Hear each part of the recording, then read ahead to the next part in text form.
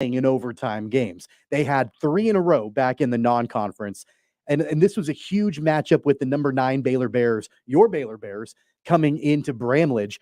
But let's discuss a little bit about that resiliency of the Wildcats, not only being able to force overtime, but then actually get the win in overtime and take down a top 10 team. Right. And I'm not saying that there's a huge difference in athletic talent, but I think Baylor did probably have a little more, athletic talent than K-State. But here's the thing that was so beautiful about this game. These were, if you watched any of this game, this was 2 basketball teams that fed off the personalities of their head coaches. Now, it's kind of interesting that, if you watched from the start, you saw scenes where the 2 coaches came in together and they were they're great friends. They're great friends. Yeah. Off the floor, these guys would do anything for them or their families or the other guy's family, anything. They love each other. And why wouldn't you? I mean, if you're Coach Tang, this is a man who has given you a chance to be where you are at this point. You've made a nice living in Waco, Texas. You've worked for somebody of integrity. What more could you want? Much like you and me. I work for a man of integrity. But anyway, the point is that it was one of those games where I almost hated to see anybody lose. Of course, K-State's my Kansas team. I mean, I love K-State, KU, Wichita State. Those 3 are my favorite, but I'm also a Baylor fan, as you know. Yeah. So I hated to see somebody lose this game. And it was Baylor. Baylor was undefeated in the Big 12. Right. Gosh, we're going to have some losses. The eventual regular season champion in the Big 12 is going to have 3, 4, maybe, I won't say 5, but it's going to have 4. They might have 4 losses. They might. It's going to be.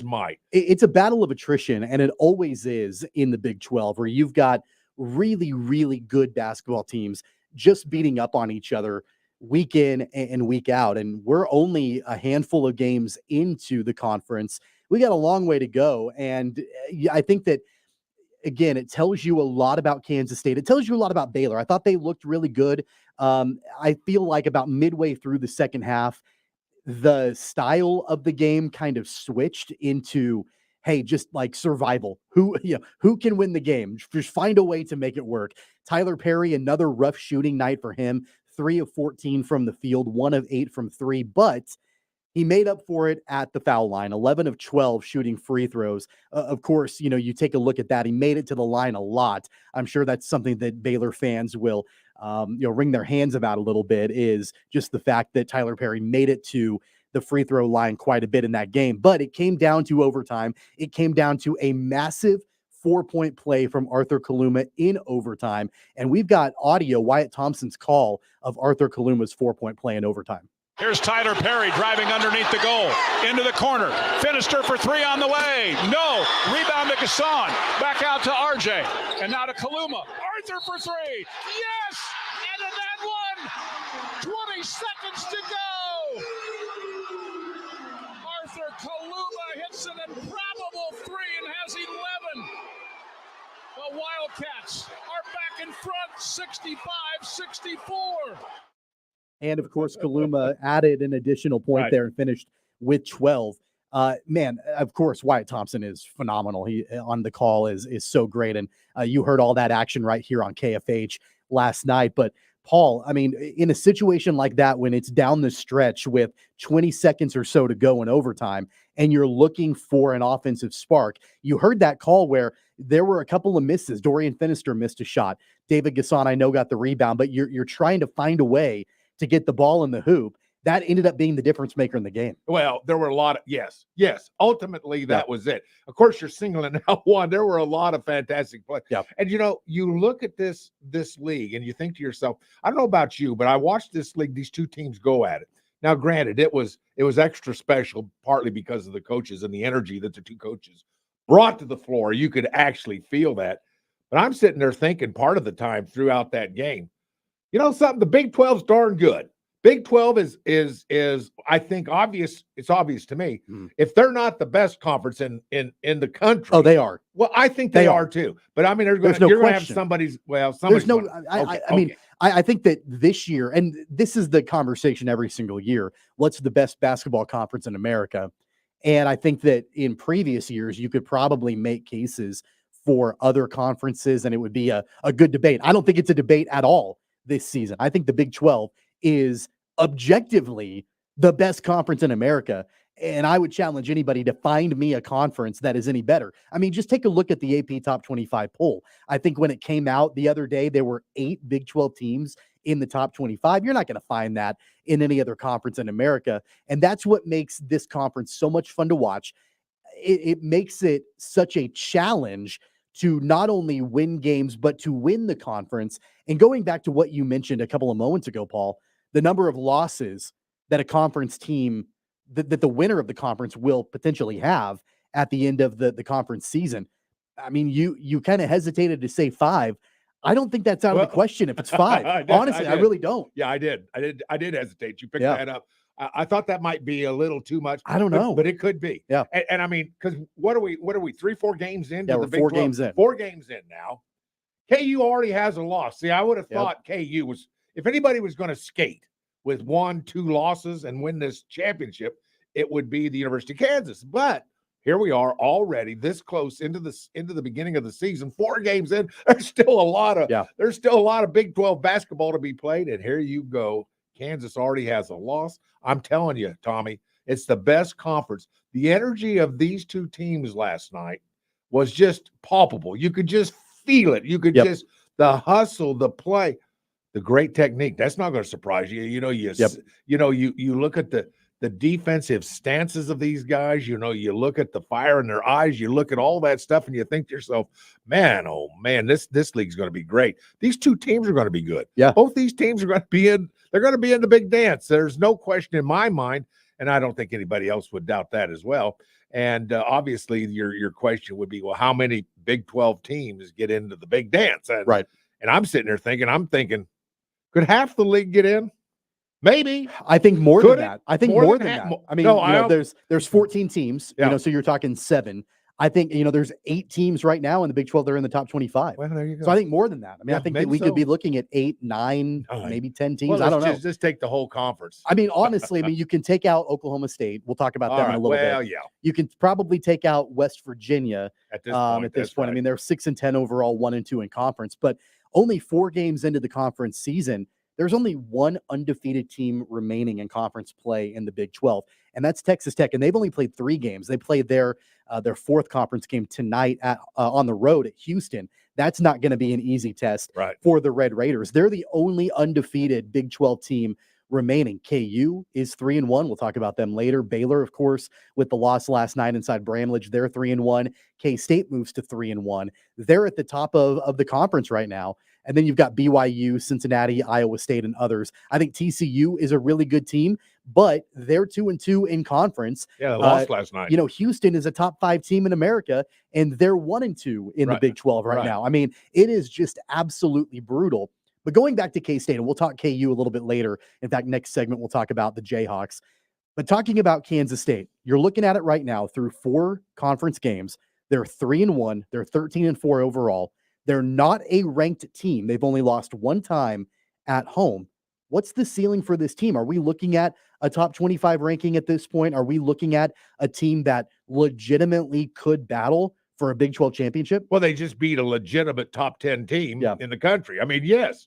Why can't they play with anybody? Now, when they play the University of Kansas, there's going to be some problems in the paint. I mean, we all understand, the strengths of KU. I was going to say strengths and weaknesses. I'm not sure KU has a ton of weaknesses that we can talk about. They've got great strength in the paint. They've got great big players. They got great presence inside. The shooting is not good. The outside shooting isn't great. They can shoot from around the perimeter. Okay. Yeah. They do struggle with threes, kind of like Wichita State does it right now. But on the other hand, you think to yourself, still a team with a lot of improvement. But golly, this, where does this league end up? And what are the chances of a national championship coming out of the Big 12? Well, I like the odds of a Big 12 champion. And look at Houston, for guys' sakes. They're 2 losses in the league right now. Yeah. And we're 4 games in.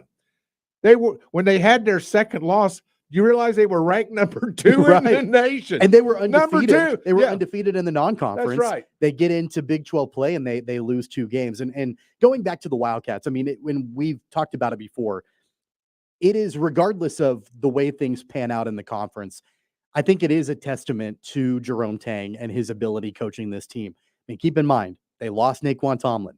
They've lost Quez Glover, who was set to be a pretty large contributor to this team. And what he's been able to do, I mean, there's a long way to go. Don't get me wrong. But 3-1 in the conference. They're sitting pretty right now in the Big 12. And again, it's a testament to Jerome Tang. And Tang talked to Wyatt Thompson after the game. Let's hear from Jerome and Coach Tang and what he had to say. You wanted a rock fight. You wanted a ball game that was just maybe more low scoring, and your guys responded. You talk about a gut check win. That was it, bud. Congratulations on a great win. Well, thank you. First of all, I just want to thank the good Lord. This week we really talked about honoring God with the gifts and the talents he's given us and not taking any opportunity for granted, and understanding that our fans, when I was driving in, I saw workers out in the parking lot, right? It's 6 degrees outside, and they're out there helping cars get parked, and our students are lined up at 2:30, and just waiting to get in. And when people make that kind of sacrifice, we have to honor that, right? And they deserve this kind of effort. And so I was very proud that the guys gave the kind of effort that our fans could have been proud of, regardless of what the score was going to be. That's Jerome Tang talking to Wyatt Thompson, voice of the Wildcats, after the win, the 4-point overtime win against Baylor last night inside Bramlage. And, Paul, the Wildcats are a 1-point loss last Saturday against Texas Tech away from being undefeated in the Big 12 right now. They play Oklahoma State at home this weekend. Oklahoma State is, I think objectively the worst team in the conference. Mm-hmm. So you don't want to make it a foregone conclusion. You don't want to say they're absolutely going to win the game, but Oklahoma State is not very good. And then after that, they go on the road at Iowa State and then at Houston. So a tough stretch next week for the Wildcats. But conceivably, we're looking at a team that I'm not sure that once you got out of conference play, at least I didn't, I wasn't even thinking that this team could challenge for a Big 12 title. I thought they could be in the top half of the Big 12. I thought they could make the NCAA tournament, maybe be somewhere around the top 25. But I didn't think at the time when we got into Big 12 play, with the losses of personnel that they've had, that they could be competing for a Big 12 title. And here they are, 3-1. It's early. Right. It is very early. Right. But they're right in the early mix for things. Yeah. Before we get too far down the road, Jad, good job on that segment there with Tang. Because you know why I like what Jad did with that was because we got a sense of who this guy is. And sometimes it's very, very difficult to get a real true sense of who somebody is. And there's Coach Tang giving credit to people working out in the parking lot, for guys' sakes. That says something about the quality individual that is now coaching kids at Kansas State. Mm-hmm. That says something. Thank you, Jad, for doing that. But you can thank Ted for it. Oh, well, thank you, Ted and Jad. How's that? Yeah. But the point is that we have a sense as to just how lucky I think Kansas State is to have this guy as coach, as their head coach. But anyway, with that being said, you're right. We don't think Oklahoma State's going to be, a problem until they step up and beat somebody, which, by the way, I make a prediction right now on this show. Okay. Somewhere along the line in this basketball season, Oklahoma State's going to step up and beat somebody in, one of the top 4 or 5 teams in this league. And we know that that's a possibility. They're going to have to. Otherwise, Mike Boynton may be out of a job. Well, yeah, yes. And I think that we're getting down to the nitty-gritty when it comes to Boynton. And we'll talk about him a little bit in regards to the Jayhawks, because KU went to Stillwater last night and got an extremely decisive victory against the Cowboys. We'll talk about that on the other side. But, man, just a great resume-building win for the Wildcats in overtime last night. Yeah, it's a difference maker. It is. It's almost like a difference maker in the trajectory of this basketball team. Yeah, you take a top 10 team down, and Malcolm was in yesterday. We talked about the game a little bit, and it was a 1.5-point spread. I liked that. I liked the Wildcats to cover that. I said it yesterday on the show, and they did. They won by 4 in overtime. And the Wildcats are now 3-1 in the Big 12. On the other side, we'll recap KU going down to Stillwater and beating Oklahoma State. It's coming up next on Sports Daily.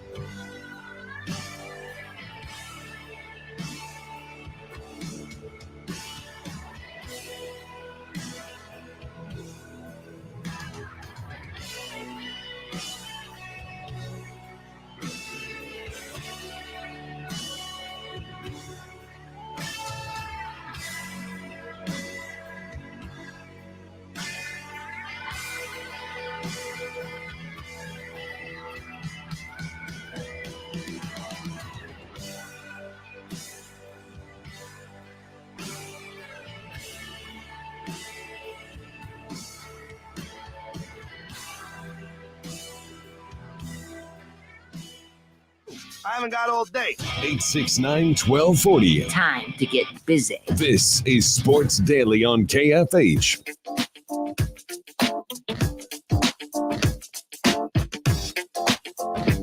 Welcome back, everybody. It's Sports Daily on KFH. Tommy Castor and Paul Savage, Jad Chambers producing the show. We wrapped up talking about Kansas State in the last segment, but as a quick reminder, Wildcat fans, check out GoPowerCat.com's PowerCat podcast, the latest bowl and transfer portal news, as well as men's and women's basketball all season long. You can follow the PowerCat podcast on the Odyssey app or wherever you get your podcasts. Switching gears now to the Jayhawks. They also played last night on the road in Stillwater, a decisive victory for the Jayhawks, 90-66. The Jayhawks had a 15-point halftime lead, and the margin only grew from there. All 5 starters for the Jayhawks in double figures. It was a game, Paul, that I think was needed for Kansas. It's been, a minute since we've seen them blow a team out. It doesn't happen hardly at all in conference play. So it seemed to be an opportunity for Kansas to flex a little bit. Well, you can't blame the University of Kansas. I mean, this is not a game you're going to get totally psyched up for. You're going to go in to Stillwater, Oklahoma, and you just figure you're going to be victorious. I think we all would think that. So I don't know how much we can read into this game. Oklahoma State, as we have previously mentioned in the last segment, they're not good. They're not good. I was going to say mediocre. Yeah, they're not I'm good. not even sure they're mediocre. They're They're going to be one of the 1, 2, 3 worst teams in the Yeah. Big 12.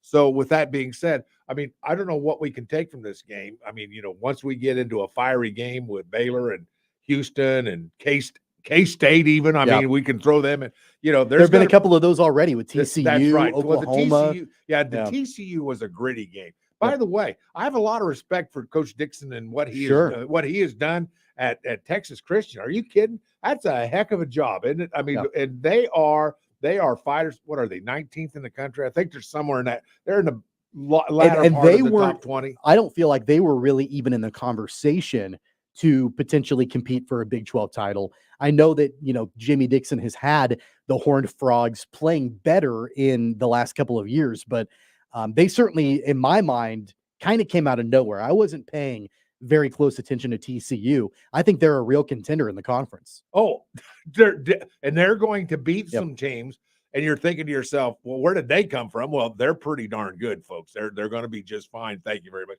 So I think with that being said, you just think to yourself, can't take a lot from this game last night. It was a win. It was a team that went through KU was sort of emotionless. And I don't want to use that term, but you're in Stillwater. You're going to beat this team. You're going to beat this team. I don't know I'm not even sure what you and I can take from this game. There were more KU fans in the building than there were Oklahoma State fans. And that kind of tells you how far that program has fallen, unfortunately. Really, the only bright spot for Oklahoma State, former Jayhawk Bryce Thompson, is on the roster for Oklahoma State, and he scored 20 on 5 of 11 shooting. So that was really the only bright spot for Oklahoma State. I do think a couple of takeaways, Paul, with the game last night. Number one, Johnny Furphy, and it's been a long time coming, I feel like, with questions about the 5th starting position for the Jayhawks, because we know DeJuan Harris is going to run the point. We know what Kevin McCullough can do, and KJ Adams and Hunter Dickinson. Those 4 players have been set all season long, but the production from that 5th spot has been lacking throughout the entire season so far, whether we're talking about Elmarco Jackson in that role, Jamari McDowell has gotten some minutes in that role, but it's been Johnny Furphy. He started, I believe it was the last game against Oklahoma. That was the first time that he got the nod in the starting lineup, continued on in that starting role and scored 15 points on 5 of 6 shooting. That's what the Jayhawks have needed from that position all season long. And it looks like they've got it in the freshman Johnny Furphy. It might be, but let's not get too carried away. This team is going to go through Hunter Dickinson. It's going to continue to ride Hunter Dickinson and how he does through the rest. And by the way, he's an exceptional player right now. He'd have to be in the top 3, 4 for player of the year, in my opinion, particularly for a team ranked as high as the University of Kansas is at this point. To have this guy, he is basically what you're going through to win and be what you are at the University of Kansas. But right now, it's going to remain that. I mean, you're right, Furphy. You're seeing some things happen. You're seeing some things from McCullough. You're seeing some things from other players. But are you seeing enough? Are you seeing enough? That's really a question to you. What are you seeing? You're seeing some things you're picking up, but are you seeing enough? I'm not sure that we've seen that pop up yet. I think it could happen. These are athletes. They are at the University of Kansas, by the way. Let's not forget that. There's a reason that they're at the University of Kansas. The thing about Johnny Furphy that I enjoyed about last night from him is that it was a little bit of a low stress situation for him to be worked into the starting lineup. He was thrown into the starting lineup against Oklahoma, who is one of the best teams in the conference, on Saturday. On Saturday was when that game was. And I think that following that up with the game against a competition that is not quite as good, I think was good for Furphy. He played 33 minutes, 5 of 6 shooting. He shot the ball from 3 really well, 3 of 4 shooting. He was the best 3-point shooter on the team last night. And that's what's been needed. We mentioned it in the last segment, just about how this team they just don't have or haven't had consistent 3-point shooting. Now, it wasn't amazing last night. They were 5 of 13, about 39% from 3. That's okay, but it wasn't anything great. I'm concerned about, what happens if you get into, a shooting match, a 3-point shooting match with another team as the conference season rolls on. But I think playing against the opponent like Oklahoma State, it gave this team an opportunity to settle in a little bit with this new starting rotation, Johnny Furphy in it, and like I said before, kind of flex. Well, I think that's accurate. To what point I'm not sure. Time will tell. Yeah. And we'll, Yeah. we'll know a little more. Let's say what 2, 3, maybe 4, 5 conference games down the road. We'll see if what you're saying. But I think it's a good observation. Don't get me wrong, but time will tell. You're going to have a little time test on that. But no, I like what I. Oh, and go here's ahead. well, the other thing that I want to point out Please do. about the game last night, and All right, I would imagine that this is something Bill Self would love to have continue on and carry on as conference play continues. When you combine the two bigs, Hunter Dickinson, KJ Adams. All right. Last night, the two of them combined shot 17 of 24 from the field. A combined 17 of 24. You like that? I mean, yeah. Well, who wouldn't like that? That's Bill my Self, point. I mean, the efficiency from both of those guys, and we actually saw KJ Adams in the game last night shoot a jumper a little bit more than what we've been accustomed to seeing. Typically, Adams plays around the rim, but he was able to step out a little bit and shoot a jumper that worked for him. Adams was 8 of 10. Dickinson was 9 of 14, a combined 17 of 24 from the field. That's what you absolutely want to see from your bigs. Again, the competition level, we know it's Oklahoma State. They're the worst team in the conference. But if that can continue in any capacity moving forward in conference play, man, that's going to be a huge advantage for the Jayhawks. Got to game plan it. I mean, if you're an opposing team and you have big players of that caliber, and then you have two of them, that changes everything. It changes how you defend. It changes how you play the perimeter. It literally changes everything. So, no, that's a very, very good point. And if you have that kind of improvement, that bodes really well for the University of Kansas, and it will bode well once you get into tournament play, get into the NCAA tournament itself.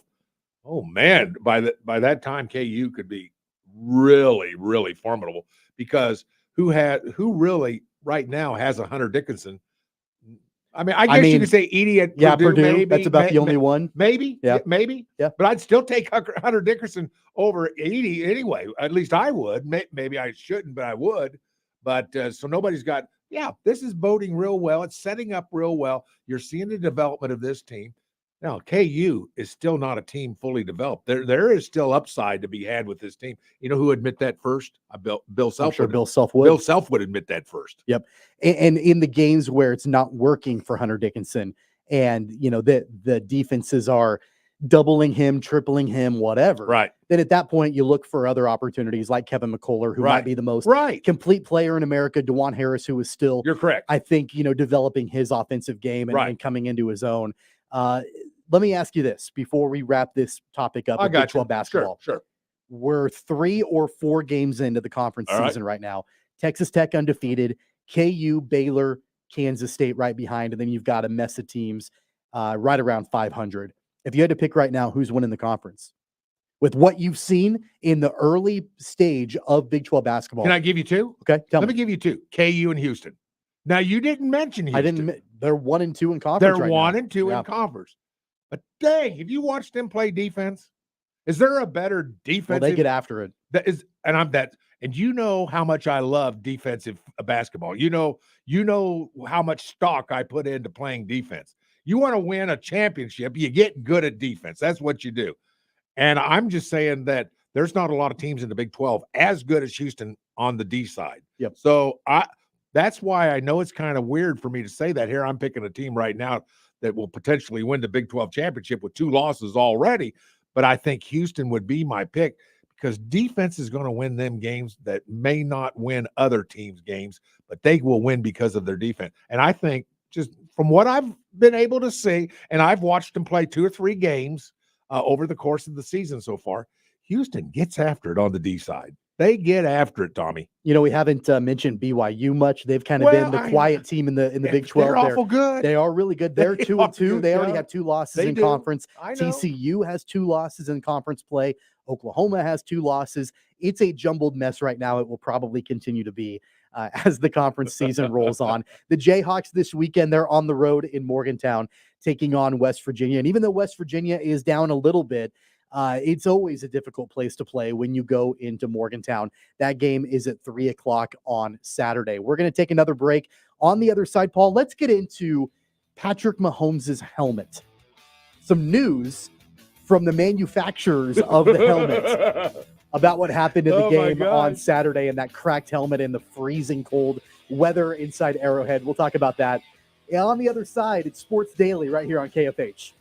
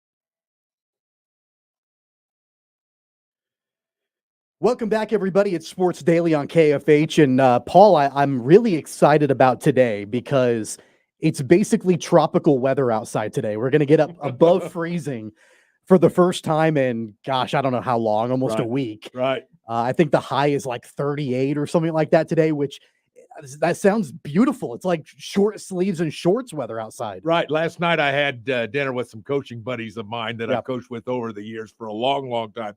And we ate at one of our local establishments, and we were all leaving together. And we walked out, and it was like 25. I said, guys, does it almost feel balmy outside? Because we're 25 is like, it's like, what a warm up. Hello, summertime. But I'm with you on that. Yeah. No, I'm with you on that. And I know that the temperature is supposed to drop again tomorrow or Friday.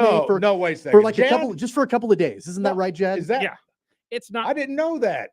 It's not going to get quite as bad as it has been for the last several days, but we're talking about highs that are, we're going to be like 20 something today, 30 something tomorrow. Yeah. And then we're going to go back down into the teens for highs. Oh, well, the teens. I mean, I think I can live with the teens. Yeah, it's not going to be as bad as it was last, last several days. Yeah, that was tough, but teens is still bad enough. And we've had, I'll bet we'll have some, Jad, we're going to have more 1, 2, 3s, aren't we? I'll bet before the year's out, I suppose. Oh, sure. Yeah. That's the way that it is this time of year. And of course, the Chiefs game, the wild card matchup against Miami, 4 degrees and a wind chill of like minus 30, I think, at the game, the 4th coldest NFL game in history. I read yesterday that there were dozens of people that were treated for hypothermia and frostbite and all of that at Arrowhead on Saturday, which, I mean, I did not know that. I'm not surprised. We were talking about it off air. As much as I love the Chiefs, you couldn't have paid me to go to that game. Like I love them. I love going to Arrowhead. It's one of my favorite places on earth. I couldn't do it. Right. I couldn't. There's no way I could have done it. Well, off air, I was telling you, last night I had dinner with a couple of my friends, and one of their relatives, one of my coaches' buddies' relatives, decided to take advantage of $25 lower bowl. $25 lower bowl tickets. You're never going to find a cheaper Chiefs playoff ticket. And they were apprehensive. They weren't sure they wanted to do it. They had the tickets. They weren't sure. They said they had the time of their life. The time of their life. Says everybody was festive. It was fun. It was great. He said it was the time of their life. And so I'm sitting there thinking to myself, see, you make out, just like life, Tommy, you make out of it what you want to. Make it good, make it bad. You get to pick, but they said they had the time of their life, and everybody around them was having their time of their life. I'm sure they were. When life gives you frozen lemons, make frozen lemonade. $25 tickets. That's a great deal. You can't even hardly get into the movies for $25. It's a great deal, but how much is the hospital bill when your toes turn black and fall off? Well, look, guys, and you I'm can stretching a little bit. You can call me weak, or you can call me a wuss or whatever. I don't care. Like you can call me all of those names, but I was warm in my house, enjoying the game with the heater on, the fireplace on, all of that. And it was great. So what you're saying is you still got all 10 of your toes. I got all 10 of my toes. Okay. I got all 10 of my fingers. All right, good. It was not surprising to hear about the weather-related issues that some of the fans had at the game at Arrowhead. But what was surprising, if you watched the game on Saturday, was that play when Patrick Mahomes cracked his helmet, right, and the big shot of the piece of helmet flying off and the big gash in his helmet. The manufacturer for the helmet for Patrick Mahomes said that it wasn't optimal that the helmet cracked, but that it ultimately did its job. So apparently, the company is VICIS, and the name of the helmet is called the 02. They basically said that the outer shell damage was not ideal, but the helmet did its job during a head-to-head impact during unprecedented cold temperatures. And we've been talking about, this iconic moment. We've never seen anything like this happen before, where, a quarterback or a player in any position has a cracked helmet and a chunk of helmet gone. I know you're big into sports memorabilia. I have no idea if this helmet will ever go on the market, what that looks like, but if it does, it's going to go for a ton of money. I would love to know who is in possession of this helmet at this very moment. And did they find the chip to go with it? I imagine it looked like a full piece, maybe about 2 inches, an inch and a half, 2 inches big chunk coming out of this helmet. I'll be real truthful, Tommy. I've coached in some really cold games before over the years, many, many years.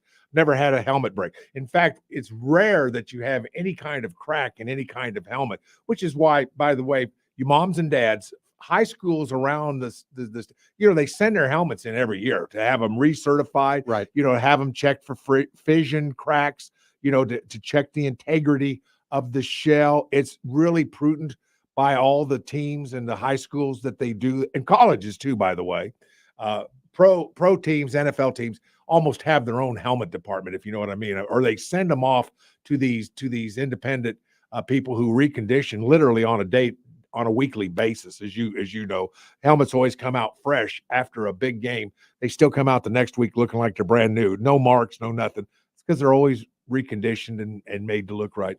But with that being said, my experience is very rarely have we ever seen a helmet have to be taken off, not used in a game because something has happened to it. It cracked. Where it would normally crack, if there was going to be a problem, would be where the face mask attaches. They drill holes in there. The face mask goes flush on another helmet or on another body.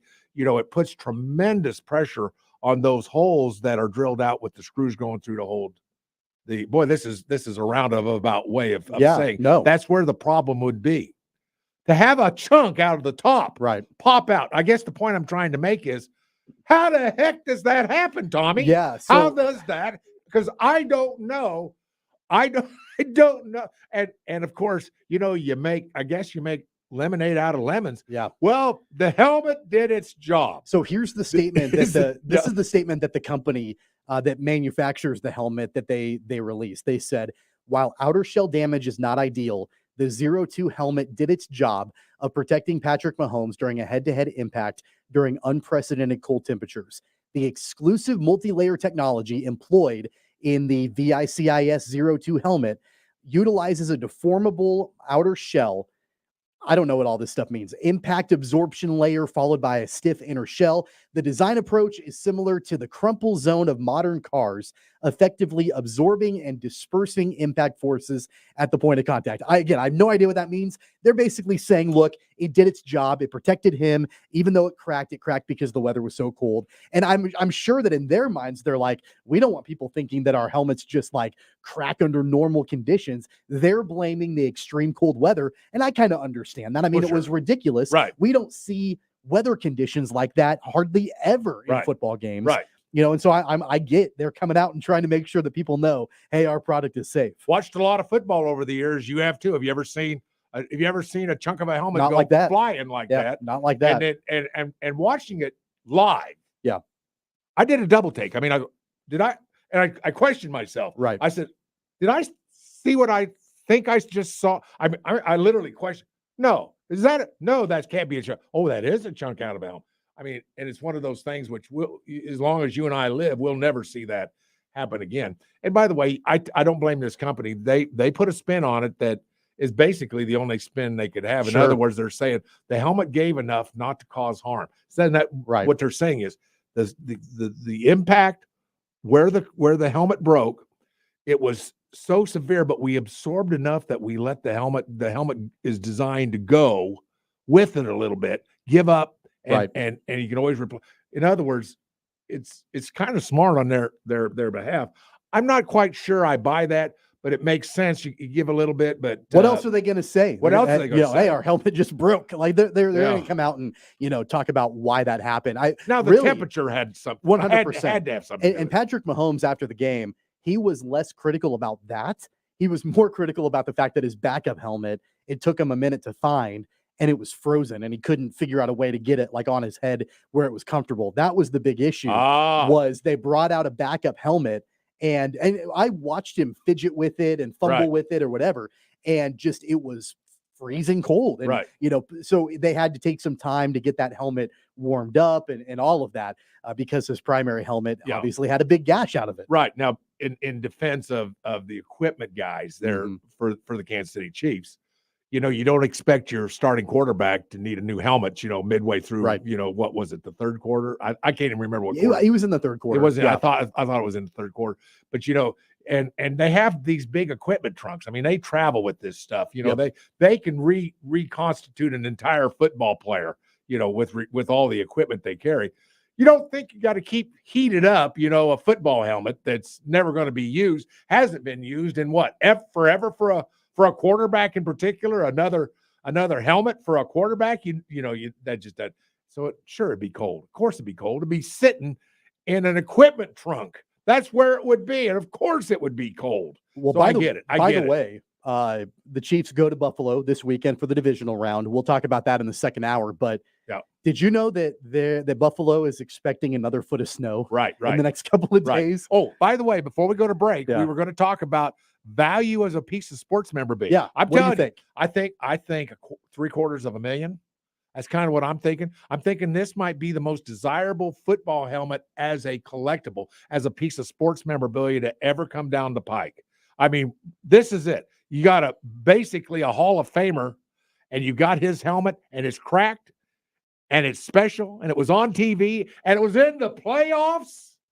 Come on now. That is a unique piece of memorabilia. $750,000 is what I would estimate it at. You know, the picture it goes all the way back to the very first Super Bowl with Lynn Dawson in the locker room smoking a cigarette during halftime. Classic. Iconic photo.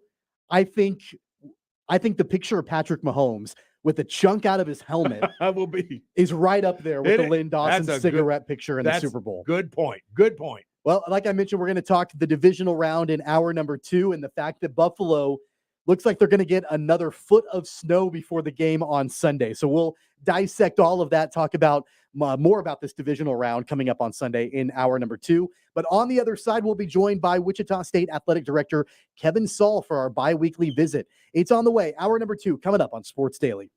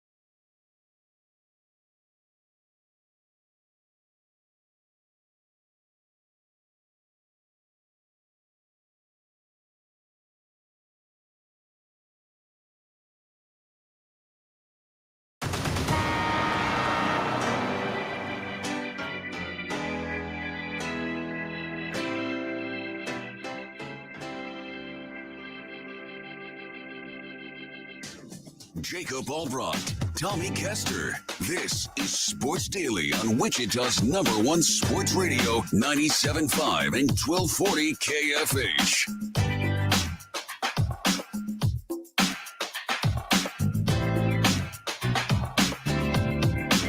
All right, welcome back, everybody. It's hour number 2 on Sports Daily here on KFH. Tommy Castor, Paul Savage, Jad Chambers producing the program on the KFH hotline right now. Wichita State Athletic Director Kevin Saul joining us. Kevin, how are you, man? Good to talk to you today. Hey, good morning. How are you guys doing? Tommy and Paul, right? That's correct. That's it. That's correct. Run Jacob off. Jacob every once in a while needs a little break. Needs a little time away, a little vacation. So we're covering for him today, but we're glad to have you on the program here, Kevin. Let's start off with Shocker basketball. It's been a little bit of a struggle in the early stage of conference play for Wichita State. But the most recent game, number 13 Memphis coming into Koch Arena, and it was a game that was full of offense for both teams. And, I know that you can easily look at the final score, Kevin, and you can say, wow, Memphis scored 112 points on Wichita State. But I think another way to look at it too, and I know you're not a moral victories type guy, but this has been a team that has, over the last month or so struggled to score the basketball. They were able to do so against Memphis as well. So what do you think they can take away from that game against Memphis offensively moving forward in conference play? Well, I think I would just echo Coach Mills in terms of communication with team and as he and I are having conversations, we will not consistently win basketball games on the offensive end of the floor. Yeah. We'll have a great half and score 46 points in the first half against Memphis, but we're going to win games on the defensive end of the floor. And to me, whether you're talking about basketball or football, and really in a lot of sports, if you've got a rock solid defense, boy, that's something that you can rely on from one game to the next. And because shots aren't always going to fall, right? I challenge, find a Memphis half where they scored what they shot from 3, 67% in the second half. That's just not going to happen that often. And so your consistent standard has got to be on the defensive end. So again, I would share with you guys that I love the building of programs and people and development. And when you start that process, whether it's in the late 80s or early 90s and you're Coach Snyder, or in my experience, I can only draw from my experience. For our first 2 years at Kentucky under Coach Stoops, he started out 5-1 and finished 5-6 both years, needing one win in the last 5 to get to a bowl game, and we fell short. And at the end of the day, we don't get into the situations that we're in overnight, right? There has been a series of challenging events that have brought our program to this spot. Okay. No complaints, just fact. We got to work through it. We got to build the infrastructure that's necessary to win, both in personnel and facilities. But like I said, we didn't get into this situation overnight. We won't get out of it overnight either. It's going to take a lot of work, a lot of effort, a lot of building. And so we're committed to that process. And again, I don't think anybody's pleased. Certainly Paul and I would not envision after starting 8-3 to be 8-8. And you look at the last 5, you've got Kansas State, who's number 2 in the Big 12 right now, if I'm not mistaken. You've got Kansas, who's number 2 in the country. North Texas is probably going to finish in the top 3 in our league. And then you got a Memphis team that's ranked 12th, 13th in the country. And by the way, it doesn't get any easier. We're leaving today to go play Florida Atlantic, who's 23 in the country. And then we'll play an improved South Florida team as well. So these tests are really your barometers for how you're building your program. And if I could translate the internal day-to-day confidence that we have in what's going on and what's being built here externally, knowing that externally the evaluation is wins and losses, understandably. But it takes building. It takes data points along the way to equate to wins and losses. And those are the things that we're seeing day to day, and really pleased with our direction there. I definitely, I'm not asking you to speak for Coach Mills, because I know that, he obviously can speak for himself, and he has, but in your conversations with him as the last several weeks have played out, and knowing that this program is in a building process, You mentioned communication with team. You mentioned building a culture, like all of these different things. How together are you two as far as the thought process, moving forward, building things, being on the same page? We're 100% aligned, and I have more confidence. I'll put it to you this way. So, and I haven't shared this a lot, but obviously doing due diligence and coaching hire, you're going to talk to anybody and everybody that you can possibly talk to. And certainly had a few conversations with Coach Tang at Kansas State, because they, rightfully so, they spent 14 years together at Baylor. And I remember one piece of snippet that Coach Tang shared with me. He said, "Hey, you're going to go through some challenging times, and things aren't going to go your way. And you learn a lot about people when things don't go their way. I want you to know that's when Paul's at his best." And I have seen that to be the case here. You got to remember, this is a staff with Paul and Tang, Drew, all those guys, McCasland at Baylor. Yeah. They won one game their first year. One game, right? If I'm not mistaken, I think Turgeon and Marshall were either 11-8, 11 wins, 8 wins, or vice versa, 8 wins, 11 wins. And, you know, they went through the trials to build from an absolute dysfunctional mess at Baylor in the mid to late 2000s. And you all know what happened there. To build it from a 1 win in your first season to a national championship program. I think it took them 14 years, 15 years. So it certainly takes some time to do that. And then you can't discount the pathway that at Oral Roberts. Guys, I spent 2 years at UMKC when we were in the same league as Oral Roberts. This is in the mid 2000s. Absolute dominant program with Scott Sutton, Eddie's son, there in that league, consistent NCAA tournament team. And between then and when Paul took the job, it really fell on hard times. And Oral Roberts was not in a good spot. So in 5 or 6 years to build that to 2 NCAA tournaments in 3 years and a 2-point loss to Arkansas after beating Florida and Ohio State to get to the Elite Eight at Oral Roberts, no disrespect. He's been through it multiple times. And so to hear those words from coaches in the industry and good friends and colleagues, we know where we're headed.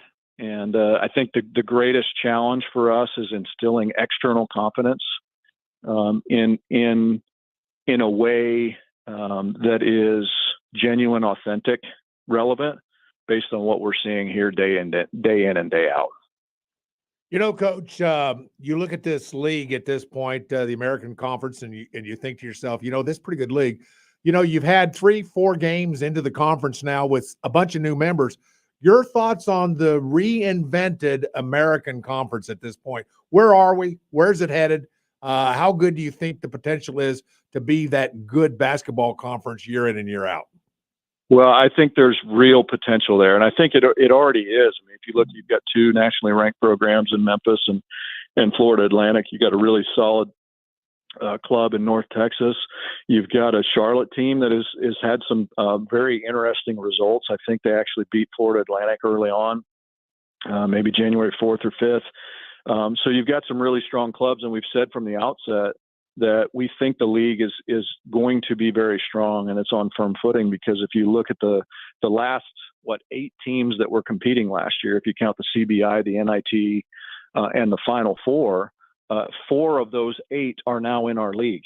So you've got some really strong programs, and I think we're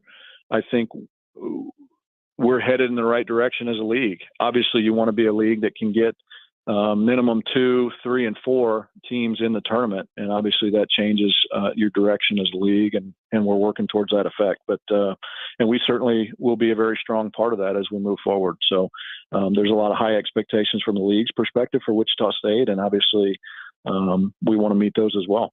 Wichita State Athletic Director Kevin Saul joining us here on Sports Daily. Kevin, one more basketball question for you. You mentioned, I think the words you used were external confidence. So if we're talking about the fan base, we're talking about stakeholders in the program, people that follow the program, they care deeply about the program. At this point, you know, it's a 5-game losing streak. It is what it is. It's the longest losing streak in 15 years for this team. What would you tell the fan base? What would you tell the stakeholders in trying to inspire that external confidence in the program? I would share maybe first and foremost, and hopefully we've built up some credibility and trust, just being transparent, authentic, and genuine. I would share with folks that I've been blessed to be a part of athletics for 25 years as an administrator and four or five as a student athlete. I've been around some unbelievable coaches, and what I see day in and day out from Coach Mills and his staff instills all the confidence that you need. And the challenge with that is projecting that confidence internally, externally. I would share that we're not going to shy away from tough scheduling. And the last 5 games have been a tough schedule for us. We believe that tough scheduling prepares you for conference play, prepares you for postseason play. And so those will be consistent elements of our program moving forward. So you play a K-State and a KU in Kansas City. We knew that was going to be a challenge, good tests for our program. And then we get in and we've got a firm start where you're playing North Texas, Florida Atlantic, and Memphis 3 out of the first 5 games. So it doesn't get any easier, but at the end of the day, the best way to build a strong program is in a competitive environment. And so we're going to continue to put our program in a competitive environment. And I'm very appreciative. We are incredibly appreciative of our fan base for investing in Shocker Athletics and our men's basketball and women's basketball program, our baseball program. We're appreciative for the confidence as we move in a new direction. Just know that year ones can be a challenge, and we'll work our way through those challenges. It doesn't mean that we're not headed in the right direction. So, again, I remember as a youngster growing up, and I think the first 4 years of Snyder were some version of 1-10, 4-7, 7-4, 5-6.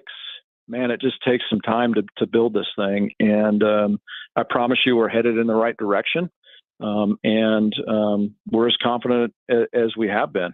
In terms of where we're headed. So happy to dive into other details and those sort of things, but we feel pretty good about where we're headed. Obviously, nobody would choose to lose 5 straight.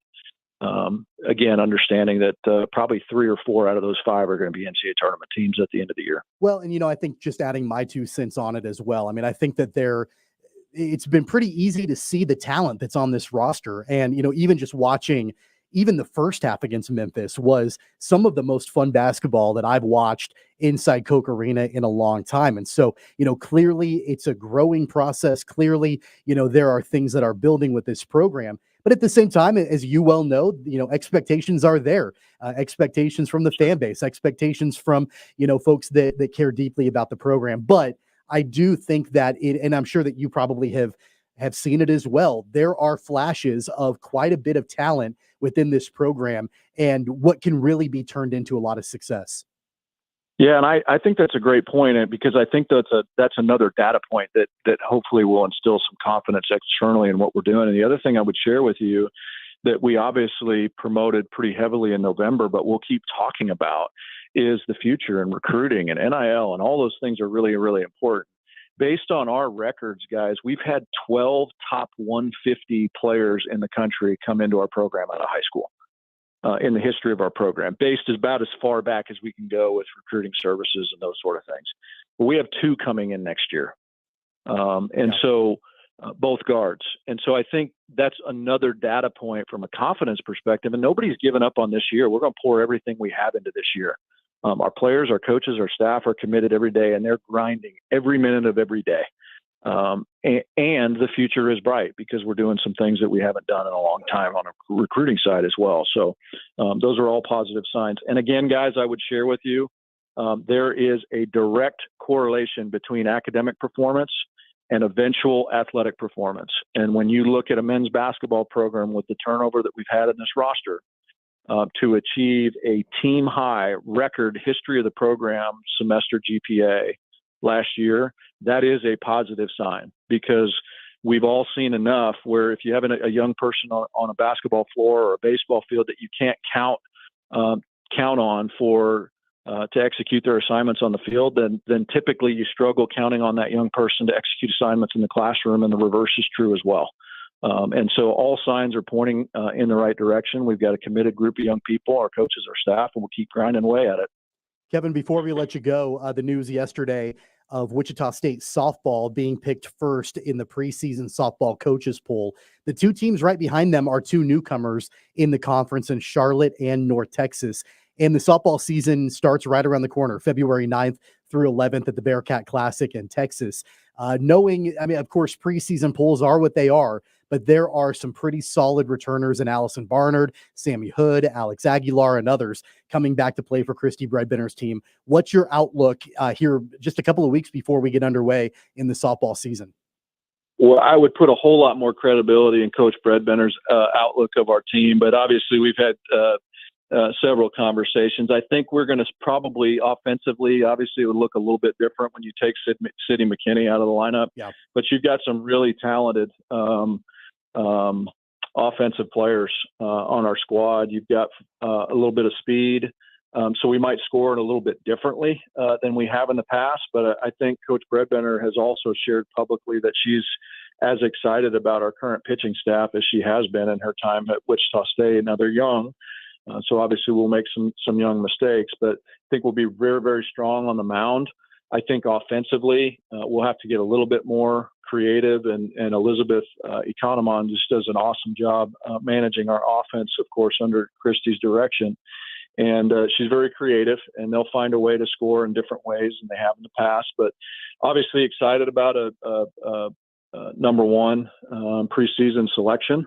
But we all understand you got to go out and prove that. So I think it's great respect for the program, and hopefully is a motivating factor for our young women. Correct me if I'm wrong, Kevin, but we're getting very close to being underway with phase one of the renovation at Wilkins. Is that correct? What's the timeline on that? Yeah, we have looked at we have raised enough of the first phase at $9.65 million is the first phase, and we've raised almost $5 so far. And so our intent, we're working with our facilities planning folks on campus right now. In fact, we had a meeting about it this morning. We are working on all the documents that you need to put bids out on the street and get your construction manager and all those things that go through this process. Our goal is to break ground on this late spring, early summer on the practice facility portion first. And then the team operations building would come after that. That gives us a little bit more runway to raise funds to get to the from $5 million to 9.65. So we've got another $4.5 million we need to raise to start the operations building. But we feel like we've got the funds in place to begin the indoor practice facility. And so just a reminder on that, it's a large box that will basically sit between Heskett and Wilkins down the third baseline that will connect to our team operations building, and eventually will connect into the new third base dugout that we've constructed here in the last year and a half. And so it'll be a full indoor infield in this practice facility. It's about 120 by 120. So you can take live balls, you'll be pitching tunnels, hitting tunnels, and all those things as well. So we look to start that late spring, early summer. It'll be about a 10 to 12 month build on that. And then we'd like to transition right into the team operations building next to it. Well, it's definitely an exciting time at Wichita State. And of course, we're only a couple of weeks away from the start of the softball season. We'll let you go, Kevin. I know you've got a lot to get to today, and so we'll have you back in a couple of weeks. More updates on Shocker basketball. We'll be deeper into the conference season at that point when we have you back in a couple of weeks. And as always, we appreciate your time. Oh, we appreciate the opportunity to be on the show, Tommy and Paul. Just thanks so much for your coverage and support of what we're trying to build here at Wichita State. Just very much appreciated. So have a great day and go Shockers, guys. All right, Wichita State Athletic Director Kevin Saul joining us here on Sports Daily. If you missed any of that interview, you can always go back and listen to it on the free Odyssey app. On the other side of the break, we'll dive into the divisional matchups in the NFL playoffs coming up this weekend. Jad Chambers producing the KFH hotline is back open now at 869-1240 for the rest of the way. I'm Tommy Castor along with Paul Savage. We'll be right back.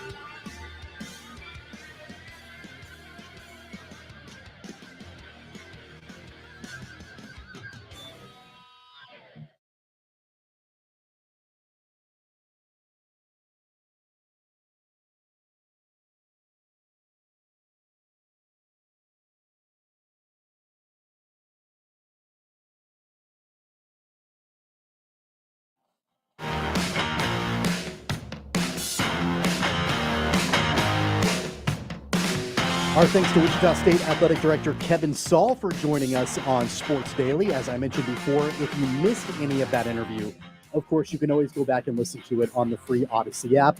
All you have to do is download the app and search for Sports Daily. You'll be able to catch that interview with Kevin Saul. Good insight there, Paul, and we can spend a couple of minutes talking about it here before we move on to the NFL.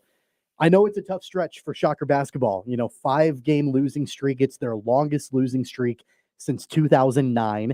It was, I think, the 5th amount of points they've ever given up inside of Koch Arena, the 112 against Memphis over the weekend. It's a tough stretch for Wichita State basketball, but definitely something that, I think that the growing pains we can definitely witness, we can definitely see it's happening right now as this program tries to build itself back up. Right. I was very encouraged because, well, first of all, let me just point out, I watched 30 of the 40 minutes of that particular game. And the reason that I watched the first half, I mean, every bounce of the ball, I watched the entire, and it was a joy.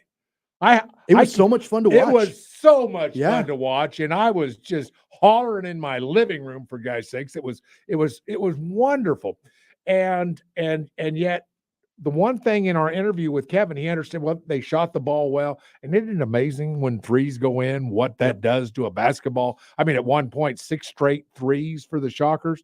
That'll keep you in a game with anybody. Anybody that will keep you in the game. But the point is that Kevin also understands, and I've talked with Jacob about this, and that is my bugaboo about defense. And we talked about Houston a little earlier in this show about why do I have them going to be one of the top teams, maybe the eventual champion of this league of the Big 12 is because, they play defense. They're ferocious on defense, and they're intense on defense. They value defense. And Kevin Saul brought up defense. He said, we got to start playing. I mean, you can't give up, what was it, 118 points? 112 points, whatever. And you can't give up those kind of – Kevin Saul is smart enough to understand basketball well enough to know you got to defend. Those teams that defend will be able to play with just about anybody. If you can defend, then you can play. And he's smart enough to understand that, and I'm sure that's a part of his weekly or daily meetings or whatever the case might be with regards to meeting with the basketball staff or the head coach or whatever they do. And that's encouraging because Kevin Saul understands how this team gets better. And it's not going to be based upon finding those 3 shooters. By the way, you get a great shooter who can shoot threes at Wichita State. He might be in the portal by the end of the next year. You may not be able to keep him the way you want. But you know what you can always do? You can always defend. You can take good basketball players and teach them to defend and become a great basketball team. And Kevin Saul, I think, gets that, don't you? I do. Right. That being said, though, and you alluded to this, I don't think there's anybody out there, maybe I'm wrong, I don't think I am, that watched the game over the weekend and didn't have a great time watching it. Right. Well, the first half. I'm not sure I enjoyed the second half as much. You're right. The first half. All right. And again, I understand how that's not the style of basketball that Wichita State is accustomed to. Right. That's not the style of basketball that is going to probably build a program and lead to a ton of success. But man, there have been so many times over the last several years during the Isaac Brown era where it was like there was a lid on the basket in Koch Arena. Boy, that's right. And not just that, but that the energy level was down. The shooting was down. Mm-hmm. It was, frankly, boring basketball. At times, it was boring basketball. Now, boring basketball when you're winning is okay. I mean, what do they say? Winning cures all. Yes. And that's the truth. And that is true. So I think you can excuse the boring brand of basketball if you're winning games. Right. You're winning conference championships and things like that. And I think we knew when Paul Mills came into Wichita State that the tempo would be increased, the energy level would be increased, the pace of play, all of that stuff would be at a higher level than it has been in the past. But man, it was fun at least to watch a different brand of basketball than what we've seen in a long time. Is it sustainable? Well, it's not because they lost by 30 points. No, right? That's not sustainable. That's correct. But I think if there's a way where they can, and I don't exactly know because I'm not an X's and O's, I'm not good at that strategy. But if there's a way that you can grab the positive things from the offensive output and clamp down on defense, I mean, I think that, like I mentioned to Kevin Saul in the last segment, they've got talent to win basketball games. They started 8-3, right? They've got Colby Rogers. They've got Xavier Bell. Dalen Original has been a great addition to the starting lineup when he was coming off the bench early to provide a spark for this team. They've got, of course, Kenny Poto and Quincy Ballard. They've got talent on this roster. So I don't exactly know what you can pull from them being able to make shots against Memphis and translate it into the future. I know it's not sustainable, but man, it was fun to watch. First half, I had more fun watching that first half than my eyes were glued to every minute, every second of the first half.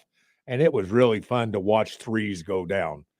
And of course, my obvious thought, maybe I shouldn't think this, Tommy, but my obvious thought was, well, if you can do it against Memphis, and they're athletic and they defended pretty well, it's an offensive minded basketball team, but they got athletes. And athletes can defend when they want to. And you're putting down those kind of threes against an athletic team like Memphis. Tall, long. They're the prototypical team that you're going to see in the Sweet 16. And if they can do that against Memphis, why can't they do that against? Well, pick your last loss of the last 6-7 games.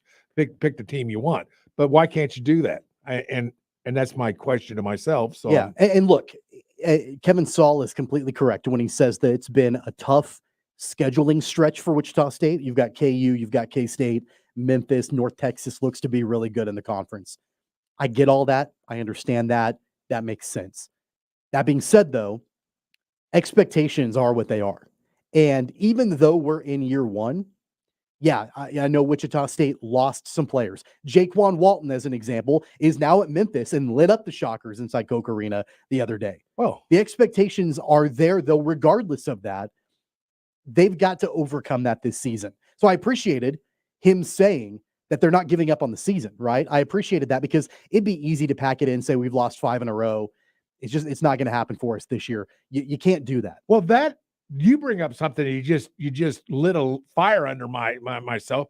What are your expectations? I'm going to ask you a question. I'm asking you like I'm interviewing somebody. What are your expectations for Wichita State? What are they right now, what were they when the season I'll started? tell you what. Let's just go with what are they now? What are your expectations at this very moment, moving forward with Wichita State? Because I have some expectations, and I want to know what yours are. Well, look, I think that right now, considering they're 0-4 in conference, I think that if you can finish the season at 500 in conference, then that looks good. I think that looks better than where they stand right now. Now you've got to make up some ground because you're already 4 games under 500 at 0-4 in the conference. And again, you're playing Florida Atlantic tomorrow, and they're a top 25 team.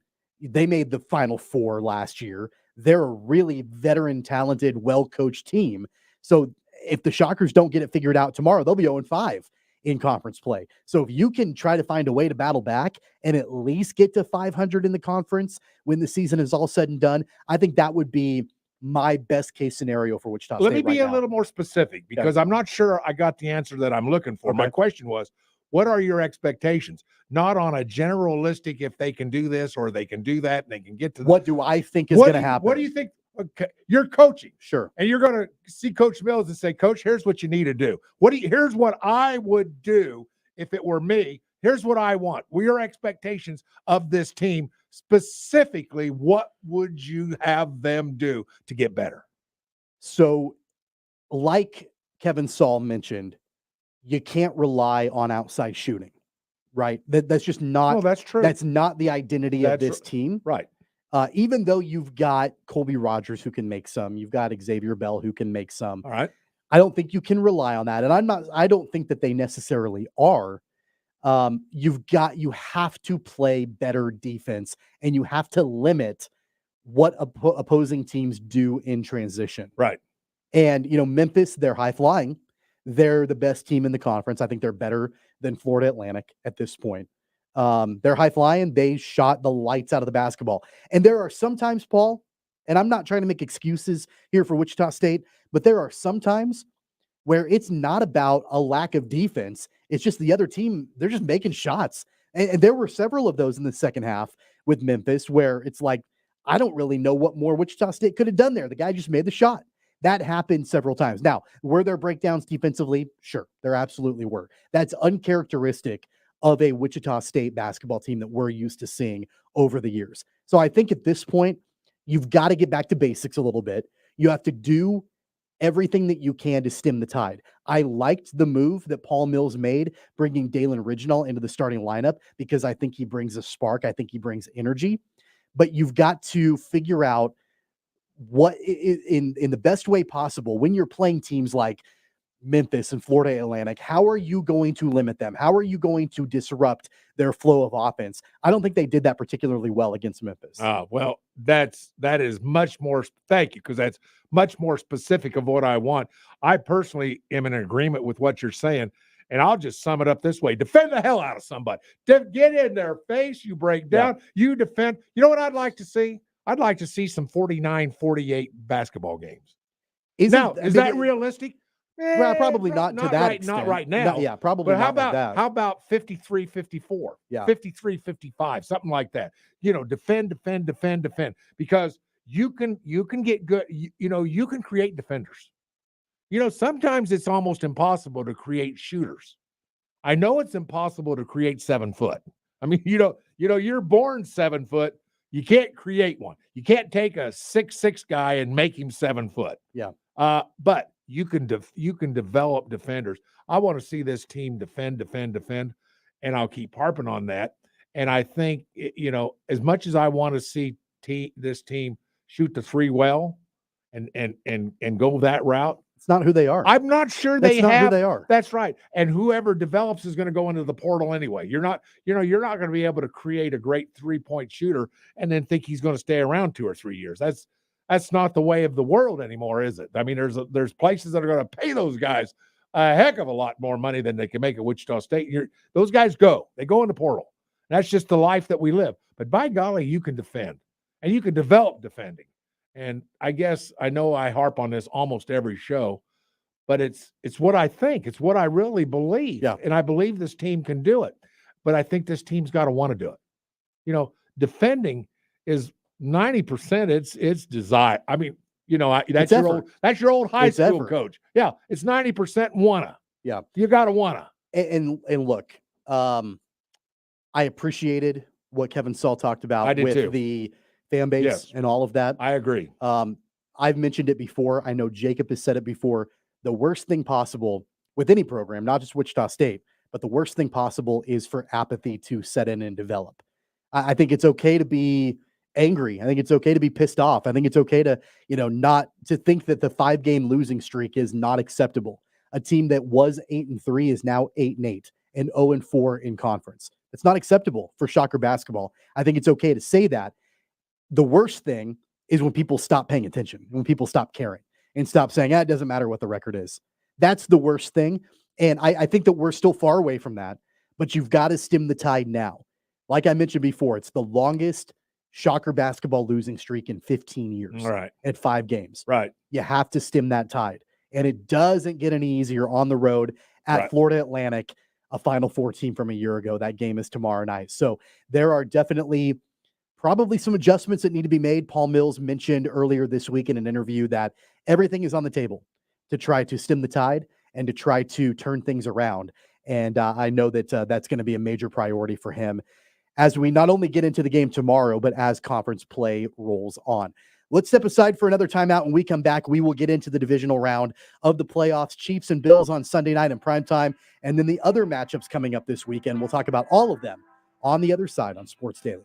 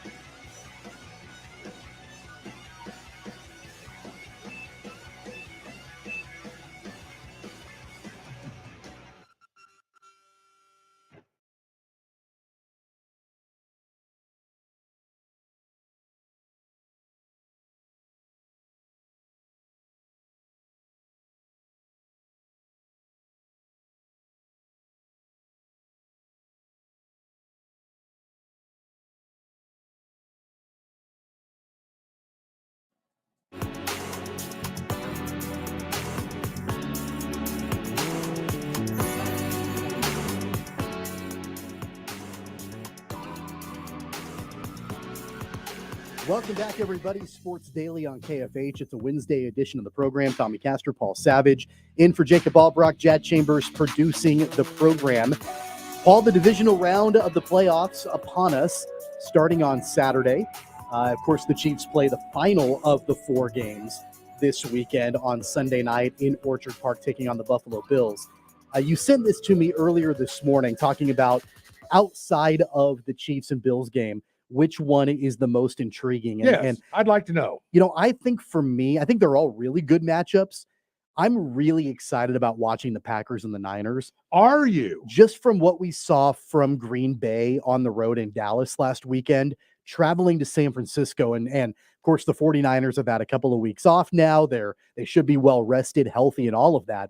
I think that's going to be a really good matchup. It reminds me of matchups back in the 90s between these two franchises. And actually, the Chiefs and the Bills are the same way. Matchups back in the 90s. That's the way it always has been. But I think the Packers and Niners is probably mine. I kind of agree with you, but I'm not going to but I'll get to it in a second. But here's the enchanting thing about that is there's a quarterback by the name of Love.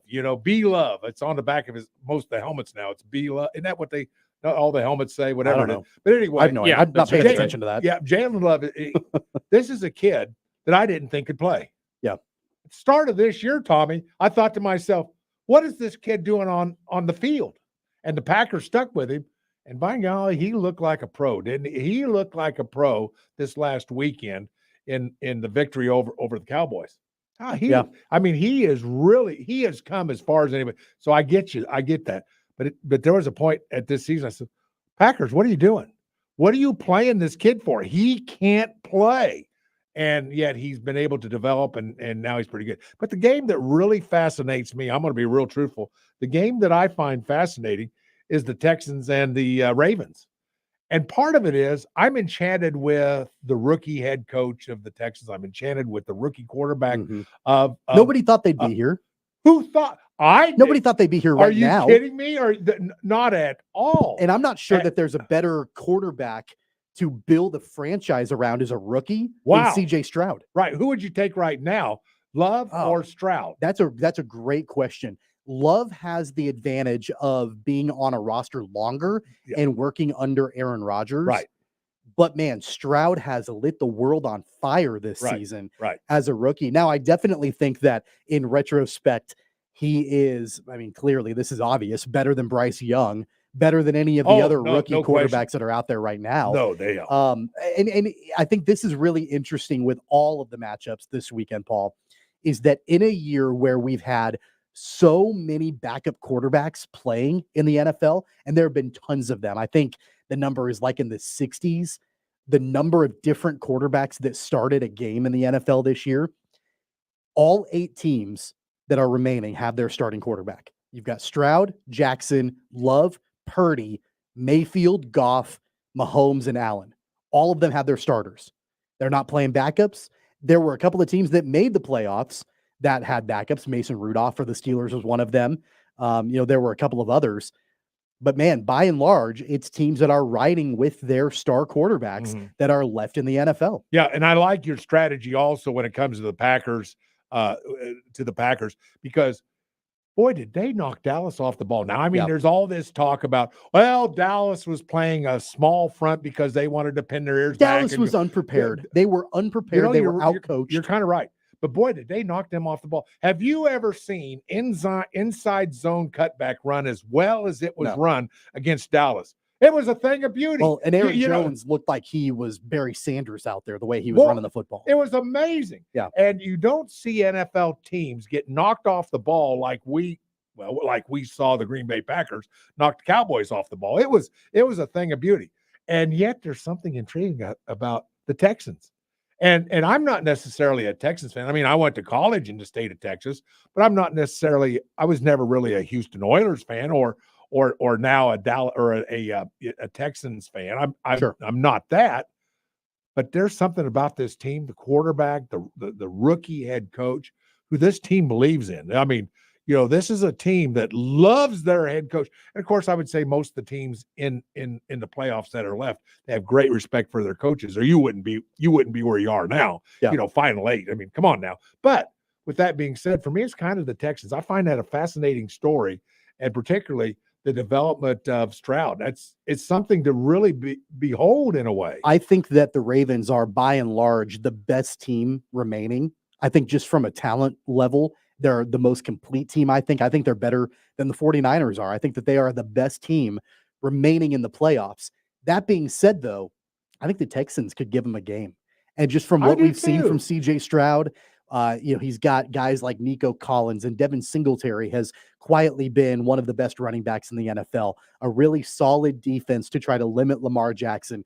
It's going to be fascinating to see the way that DeMeco Ryans, the rookie head coach for Houston, gets his team ready to go against the Ravens. And you know what? The Texans, at this point, they're playing with house money. They really are. They are. Nobody thought they would be in the playoffs. Who would have? I'm surprised, Paul, that you didn't pick the Lions. I know how much you love Dan Campbell, and I know we're going to pick these games officially on Friday, but the Buccaneers demolished the Eagles. They're on the rise for sure with Baker Mayfield. They're headed to Detroit. And, I know Detroit has been impressive.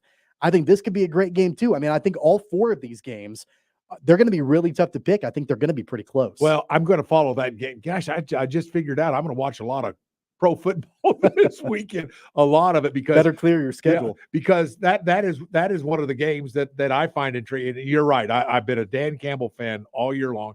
They can run the football. They could, there's 2 or 3 teams that can do things that other teams can't do. I think the Packers, I think the Lions, I think to a lesser extent the 49ers can line up on the football and run the football a little better than some of the other teams. I think a little better than the Buccaneers. I think sometimes probably a little better even a little better than the Chiefs, don't you think?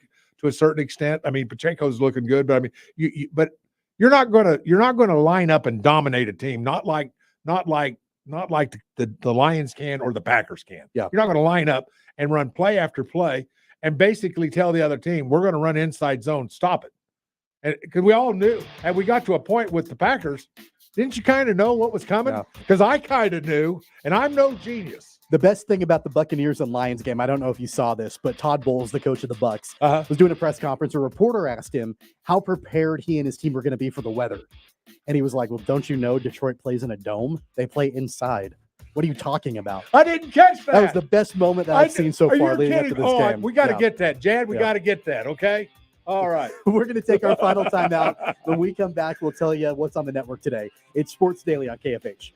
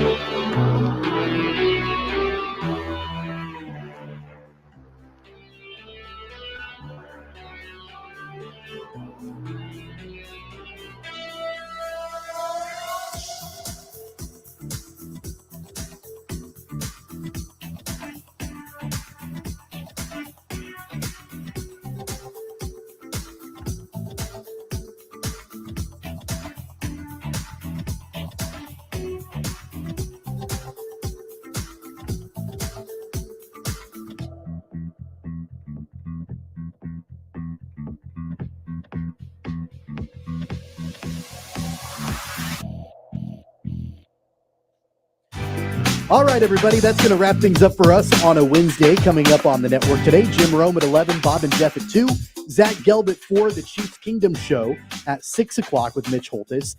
Butler basketball begins at 7:15 with Dennis Higgins right here on KFH. Paul, it was fun. We should do this more often, being in the same room together. How about that? That was fun. Thanks for having me in. It was a lot of fun. Thank you, Jad. For Jad Chambers and Paul Savage, I'm Tommy Castor. Have a great Wednesday. We will see you back here tomorrow.